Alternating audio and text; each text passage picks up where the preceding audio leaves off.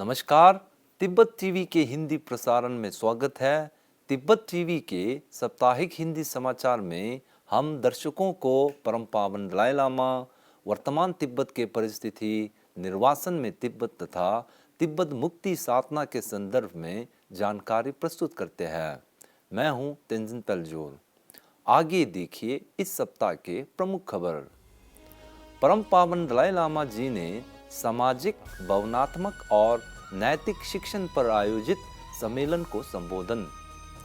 हिमाचल प्रदेश के मुख्यमंत्री जयराम ठाकुर ने परम पावन दलाई लामा जी के साथ शिष्टाचार भेंट की।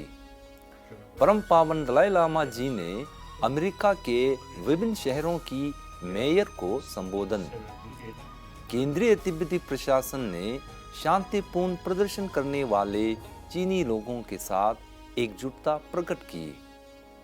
अमेरिकी सांसदों ने संयुक्त राष्ट्र से चीन द्वारा तिब्बत में जबरन बोर्डिंग स्कूल पर जांच करने की अपील। जापानी द्विदलीय संसद ने चीन द्वारा तिब्बत में मानवाधिकार हनन की निगरानी करने पर सांसद दल का गठन। समाचार विस्तार से इस प्रकार से है।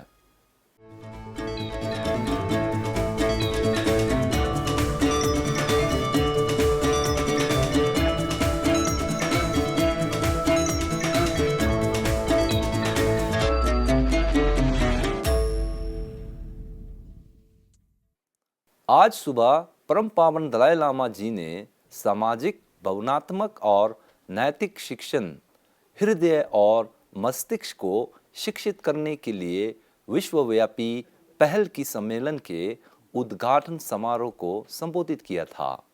इस सम्मेलन को दलाई लामा ट्रस्ट और एमोरी विश्वविद्यालय के centre for contemplative science and compassion based ethics द्वारा 2 दिनों के लिए धर्मशाला में आयोजित किया जा रहा है।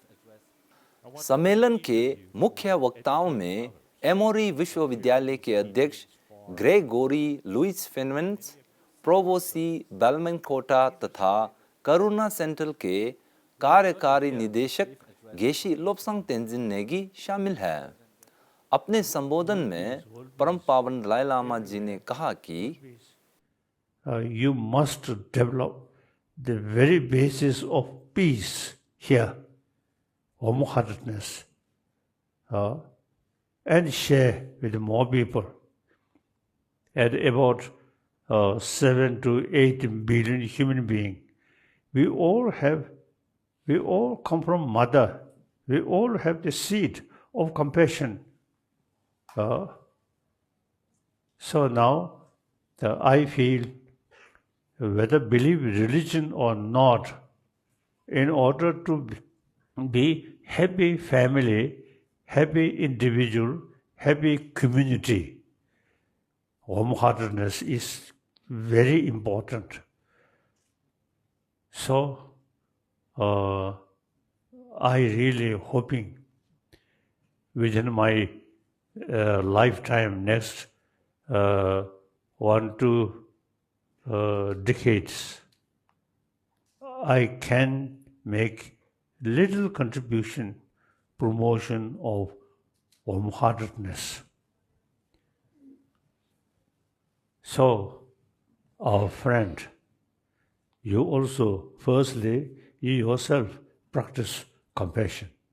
Then try to share more with your friends. That is the way to build peaceful world. And our life become meaningful. So that I want to share with you. So everybody say world peace, world peace. World peace not come from sky. World peace from here. You develop genuine karuna, compassion. That is the basis of a world peace and family peace, communities peace. So that is very important. इसी 4 दिसंबर 2022 को हिमाचल प्रदेश के मुख्यमंत्री श्री जयराम ठाकुर ने परम पावन दलाई लामा जी के साथ उनके आवास पर शिष्टाचार भेंट की। पत्रकारों को संबोधित करते हुए मुख्यमंत्री जयराम ठाकुर जी ने कहा कि मुझे आज सुबह परम पावन दलाई लामा जी का दोबारा दर्शन मिलने पर बहुत खुशी हो रहा है। परम पावन जी के उपस्थिति और आशीर्वाद से आज धर्मशाला एक अंतर्राष्ट्रीय पर्यटन स्थल तथा धार्मिक तीर्थ स्थल बना हुआ है। उन्होंने परम पावन जी द्वारा भारत के विविध आध्यात्मिक परंपराओं के बीच सद्भाव तथा सौहार्द को बढ़ावा देने की कार्यों के लिए प्रशंसा किया है। इसी प्रकार पिछले हफ्ते केंद्रीय तिब्बती प्रशासन के सिक्योंग पेम्पा त्सिरिंग को परम पावन दलाई लामा जी का दर्शन प्राप्त हुआ था। इस दौरान सिक्योंग पेम्पा ने 16वीं कक्षा की कार्यों के बारे में जानकारी साझा की। परम पावन दलाई लामा जी ने संयुक्त राज्य अमेरिका के कोरोना को बढ़ावा देने वाले 7 शहरों Louisville, Cincinnati, Tacoma, Oakland, San Leandro, San Antonio और पीटर्सबर्ग के महापौर को धर्मशाला के आवास पर दर्शन दिया था। इस समूह में तिब्बती मूल के सिनसिनाटी शहर से महापौर आफ्ताब कर्मा सिंह पुरेवाल ने परम पावन जी का दर्शन मिलने के बाद धर्मशाला स्थित केंद्रीय तिब्बती प्रशासन के मुख्यालय का दौरा कर सिक्योंग पेम्पा त्सिरिंग तथा उनके मंत्रिमंडल, निर्वासित तिब्बती संसद के अध्यक्ष सोनाम तेम्पेल, उप अध्यक्ष डोल्मा त्सिरिंग तथा संसदीय स्थायी समिति के सदस्यों के साथ मुलाकात की।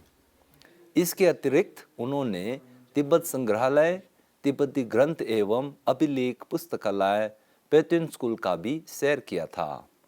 इसी प्रकार निर्वासित तिब्बती संसद के उप अध्यक्ष डोल्मा त्सिरिंग ने ऑस्ट्रेलिया के राजनीतिक कार्यकर्ता ड्रू पैवलो के साथ मुलाकात कर मानवाधिकार, हिमायत अभियान, आज़ादी इत्यादि अनेक विषयों पर जानकारी साझा की। केंद्रीय तिब्बती प्रशासन ने चीन तथा पूर्व तुर्किस्तान के विभिन्न विश्वविद्यालय तथा शहरों में चीन के जीरो कोविड नीति के खिलाफ और आज़ादी तथा लोकतंत्र के लिए आवाज़ उठाने वाले लोगों के प्रति एकजुटता प्रकट करते हुए एक बयान जारी की थी। इस बयान में केंद्रीय तिब्बती प्रशासन ने चीन के जीरो कोविड नीति के कुप्रबंध से तिब्बती जीवन को खतरे में डालने की आलोचना को दोबारा जोर दिया था।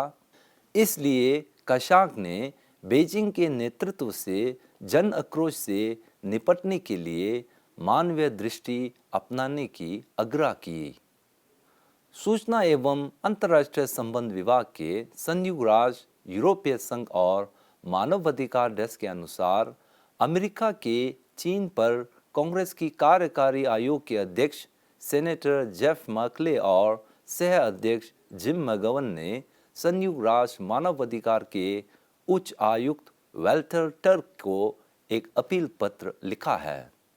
इस पत्र में उन्होंने तिब्बत के अंदर तिब्बती बच्चों को उपनिवेशिक बोर्डिंग स्कूल में डाले जाने की रिपोर्ट को जांच करने की अनुरोध किया है।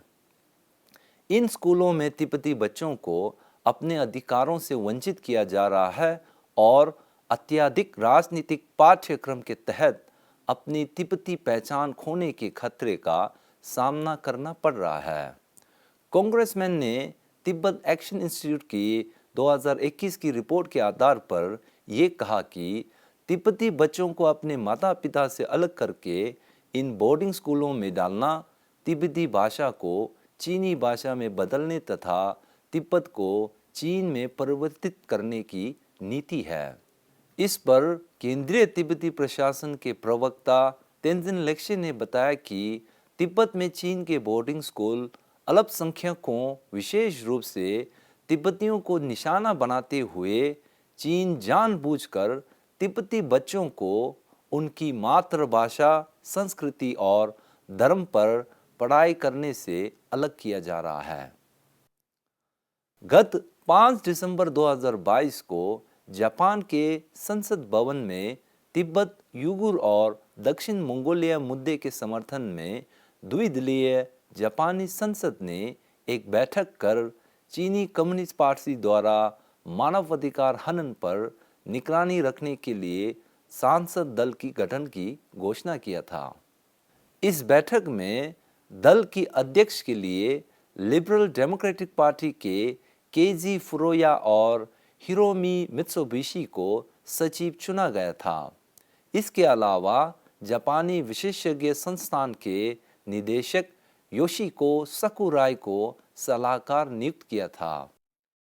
संयोग की बात यह था कि उसी दिन जापान के हाउस ऑफ काउंसिलर में एक प्रस्ताव पारित कर चीन द्वारा मानवाधिकारों और धार्मिक स्वतंत्रता का उल्लंघन करने के लिए निंदा की है।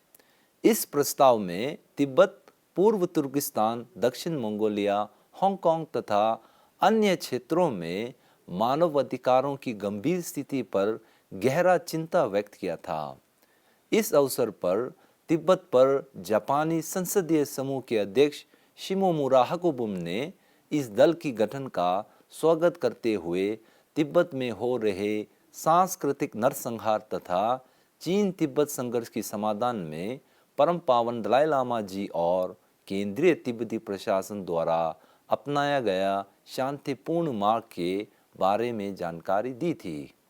अंत में तिब्बत कार्यालय के प्रतिनिधि छेवांग ग्याल्पो ने जापानी द्विदलीय संसद द्वारा मानवाधिकार उत्पीड़न की निगरानी हेतु दल गठन करने के लिए आभार प्रकट की। इसी के साथ आज का खबर यही समाप्त होती है। अगले हफ्ते हम फिर मिलेंगे। मुझे दीजिए आज्ञा। धन्यवाद।